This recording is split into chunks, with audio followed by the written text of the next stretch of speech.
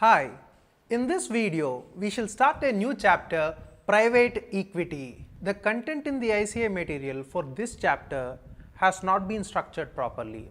The topics are all jumbled up and there is no logical flow from one topic to another. That's why we shall not follow the ICA structure but rather follow our own logical structure. However, we shall cover all the topics, every topic that is relevant for the exams. So, let's get started.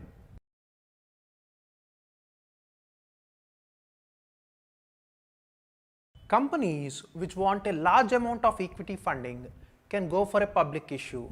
But the main problems with a public issue are it is an expensive process, it is time consuming, and there are many regulatory requirements that have to be complied with. So, instead of going for a public issue and face all these constraints, the companies can rather go for a private placement. That is, the companies can issue equity shares only to a few selected investors. The investors in such private placements usually consist of wealthy people, that is, high net worth individuals, and institutional investors. The institutional investors can further be classified into private equity funds and other institutional investors like insurance companies, mutual funds, pension funds, etc. Most of you must be knowing all these categories except the private equity funds. So, a private equity fund. If you want to understand the concept of private equity funds, then you should first learn the history of private equity industry. Only then you will understand the importance of private equity.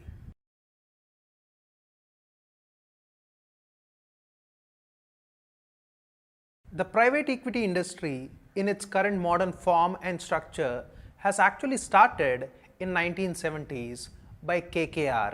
की खुशी में बदली बस एक चीज नहीं बदली आपका जुनून. No, I was not talking about Kolkata Knight Riders. I was actually referring to the private equity firm Kohlberg, Kravis and Roberts. Jerome Kohlberg, Henry Kravis and George Roberts initially used to work for the Bear Stearns Investment Bank. These three people later formed their own private equity firm KKR in 1976. Alright, but what does a private equity firm actually do?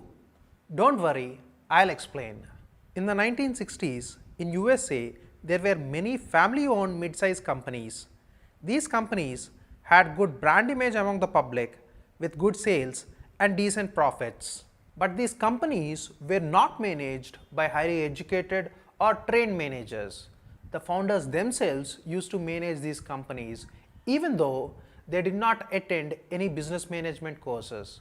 Just like how Dhirubhai Ambani of India managed Reliance Industries without even having a college degree.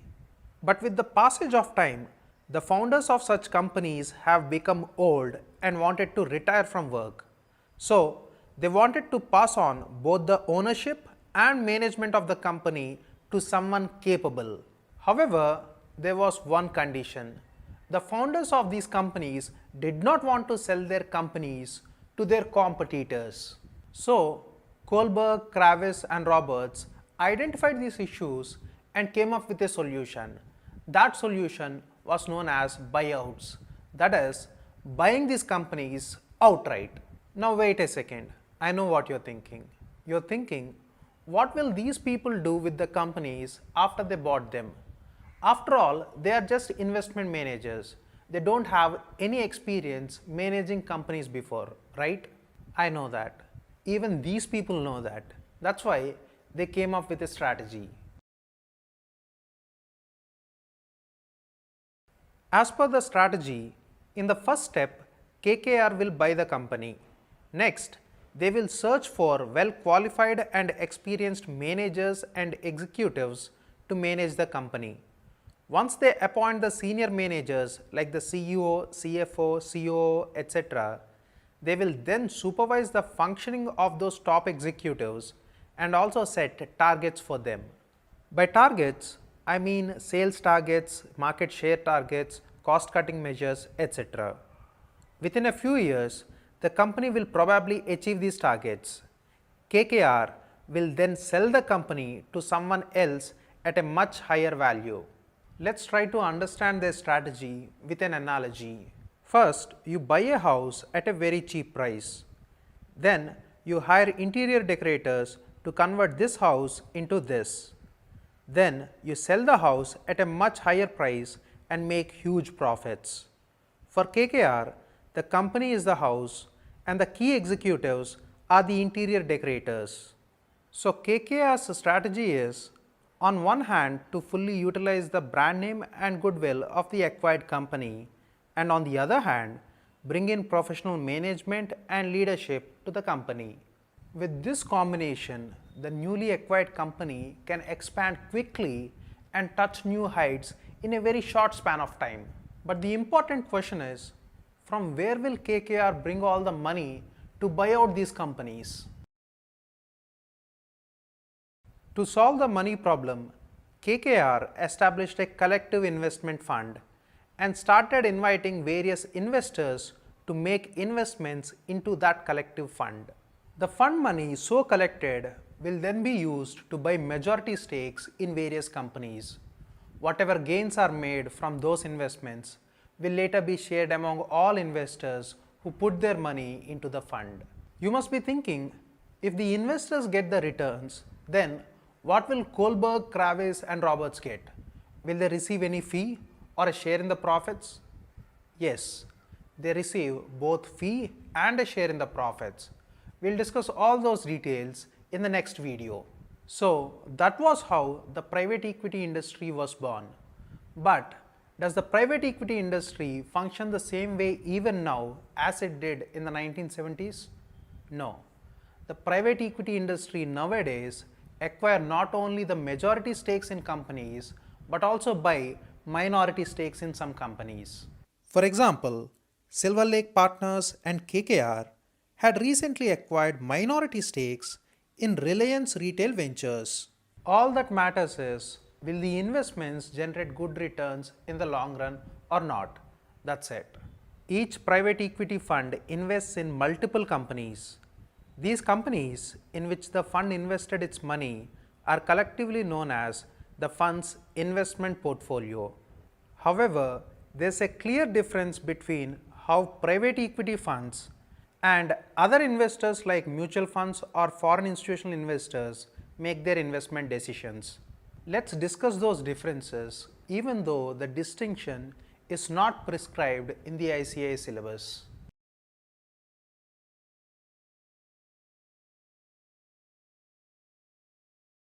Mutual funds or foreign institutional investors invest either for short term or long term. However, private equity funds usually don't invest on short term basis. They usually invest on a long term basis. Mutual funds or foreign institutional investors take their investment decisions relatively quickly. They buy and sell shares on a frequent basis. Private equity funds take a lot of time and conduct extensive analysis and due diligence before investing in a company. They usually don't buy or sell shares as frequently as a mutual fund or a foreign institutional investor. Mutual funds or FIIs don't take an active role in the management of their portfolio companies.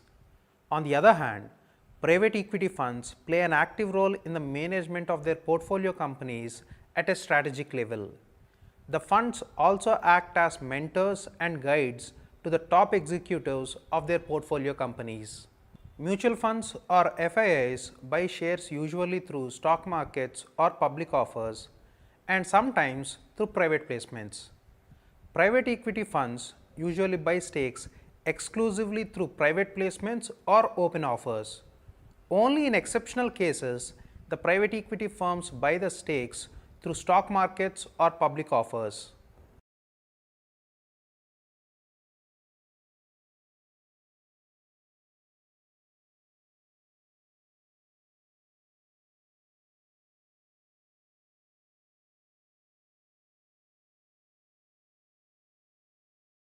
A private equity fund sells the companies in its portfolio usually at 3 to 10 times the value at which it bought those companies.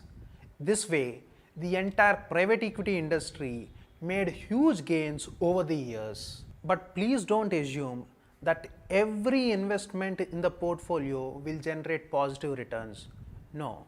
Sometimes certain investments in the portfolio could generate losses to the fund. For example, Toys R Us was one of the biggest toy retailers in the US. It was acquired by KKR along with Bain Capital and Vornado in 2005. However, in 2017, Toys R Us filed for bankruptcy and the investors incurred losses in billions of dollars.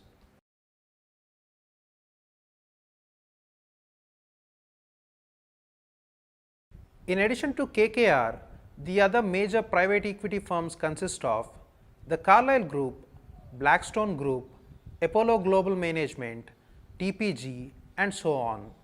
The founder of Blackstone Group, Stephen Schwarzman, is one of the richest men in the world with a net worth of more than 18 billion US dollars.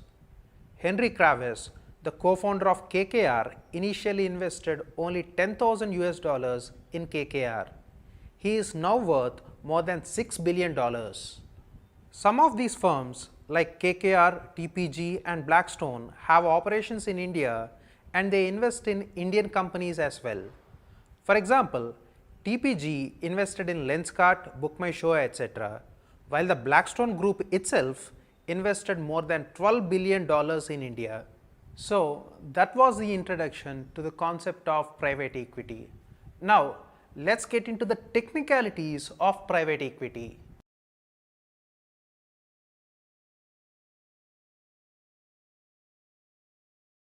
Let's get one thing clear.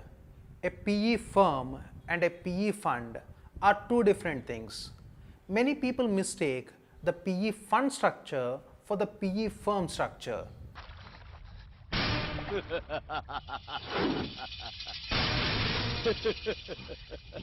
I got feedback from many students that most of the FSAM faculty are teaching the PE fund structure as the PE firm structure. Not only the CA faculty, some of the reputed websites on the internet as well, for example Axial.net or interviewprivateequity.com, explain the PE fund structure as the PE firm structure.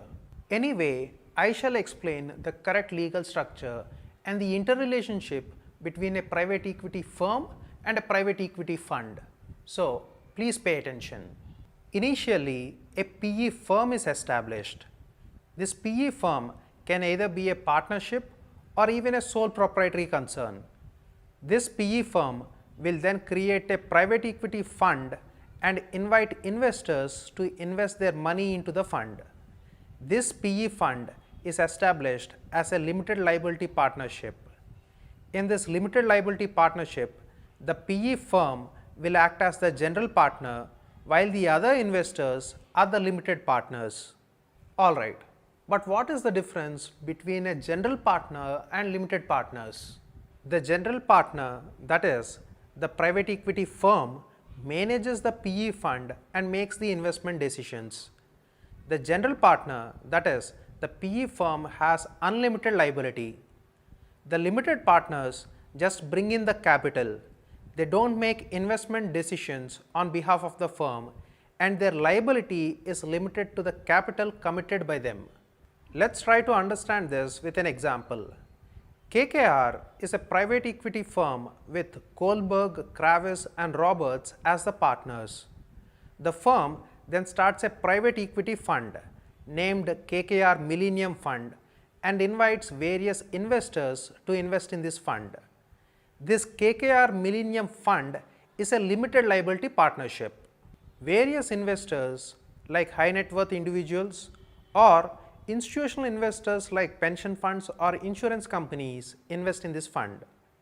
These investors are limited partners, whereas the firm KKR is the general partner. Each limited partner should make a minimum commitment to the fund. That is, they should be able to bring in a minimum capital like at least $1 million or $5 million, etc.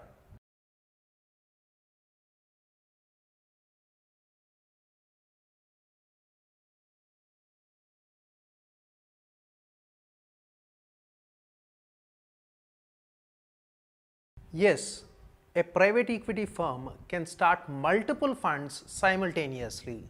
For example, a private equity firm can simultaneously have a healthcare fund to invest in hospitals and healthcare sector, an infrastructure fund to invest in infrastructure companies, a technology fund to invest in new tech companies, and so on. Don't believe me? Then watch this video clip in which David Rubenstein, the founder of Carlyle Group, speak about managing multiple funds simultaneously. Well, a light bulb went off my head and said, wait a second, maybe I can have a venture fund. Now, why is that such an unusual idea? Well, all the partnership agreements said in all these buyout funds and venture capital funds, you can only have one fund at a time. You have to spend 100% of your time on that one fund. Well, people didn't think I was a great investor. I'd made myself into the fundraiser, and the guys managing the funds were somebody else. So I thought nobody would care if I went out and sort of recruited a venture team and raised a venture fund around them. And I did. And we had a second fund. That had never been done in private equity before. Nobody had ever had two different funds in the same time. I said, well, this works. Why don't we do it out of real estate? And then we came up with the idea of having multiple funds, centralizing the fundraising, accounting, legal, and tax in Washington, and having people that we give a large stake in the fund to, and they'd also get some stake in the parent, but we recruit all these people. And so we ultimately created about 90 different funds, which we now manage all over the world, and now everybody else has more or less followed that pattern.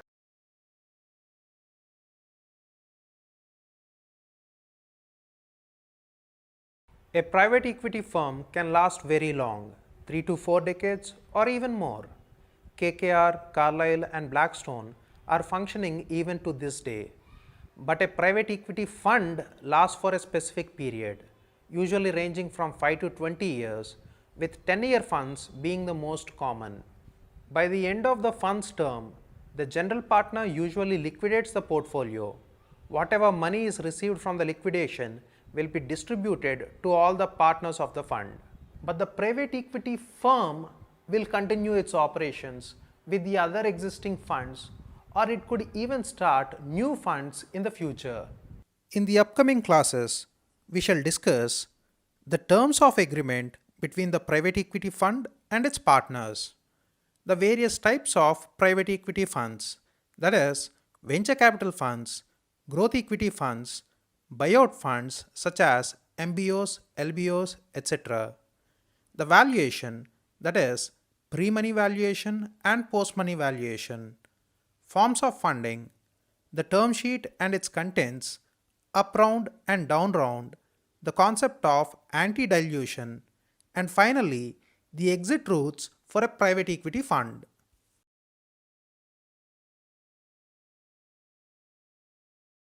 Private equity refers to equity investment in a private company or the buyout of a public company. Private equity is an alternative form of investment.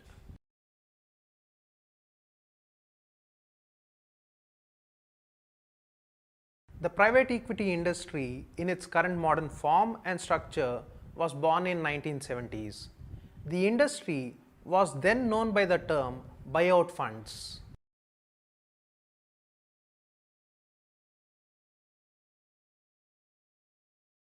Initially, a PE firm is established. This PE firm can either be a partnership or even a sole proprietary concern.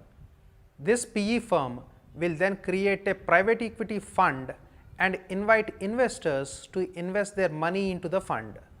This PE fund is established as a limited liability partnership. In this limited liability partnership, the PE firm will act as the general partner while the other investors are the limited partners. The general partner, that is, the private equity firm, manages the PE fund and makes the investment decisions. The general partner, that is, the PE firm, has unlimited liability.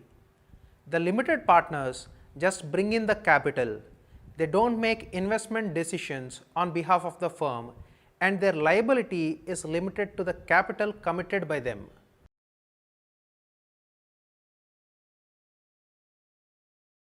Yes, a private equity firm can start multiple funds simultaneously.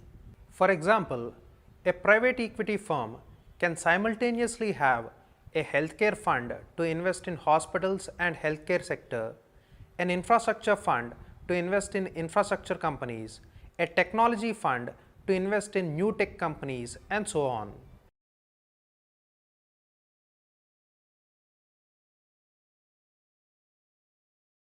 A private equity firm can last very long, but a private equity fund lasts for a specific period, usually ranging from 5 to 20 years, with 10-year funds being the most common.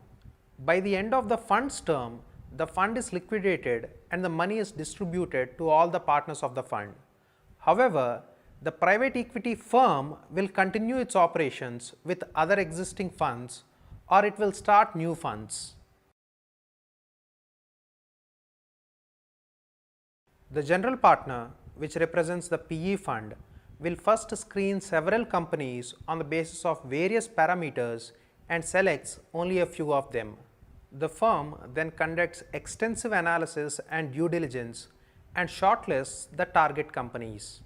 The PE firm will then conduct negotiations with the target company's board and top management.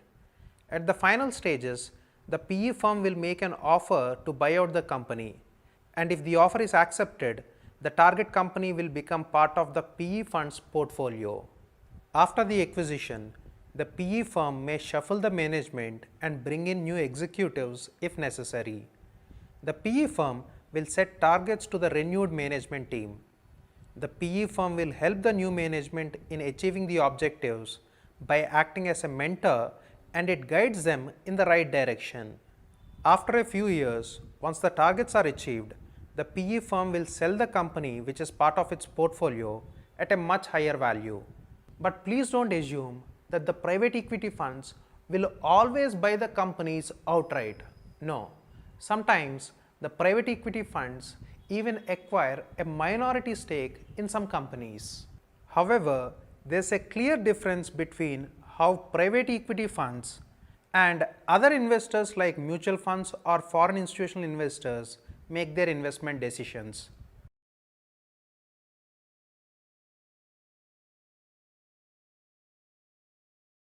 Mutual funds or foreign institutional investors invest either for short term or long term. However, private equity funds usually don't invest on short term basis. They usually invest on a long term basis. Mutual funds or foreign institutional investors take their investment decisions relatively quickly. They buy and sell shares on a frequent basis. Private equity funds take a lot of time and conduct extensive analysis and due diligence before investing in a company. They usually don't buy or sell shares as frequently as a mutual fund or a foreign institutional investor. Mutual funds or FIIs don't take an active role in the management of their portfolio companies.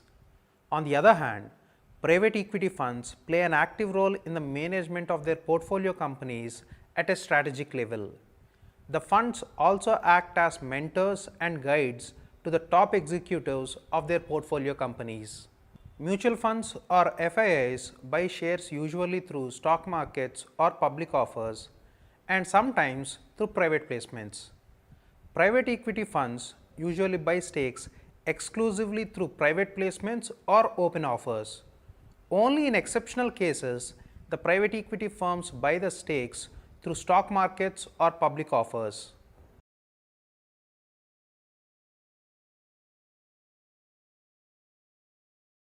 In addition to KKR, the other major private equity firms consist of the Carlyle Group, Blackstone Group, Apollo Global Management, TPG, and so on. Some of these firms like KKR, TPG, and Blackstone have operations in India, and they invest in Indian companies as well.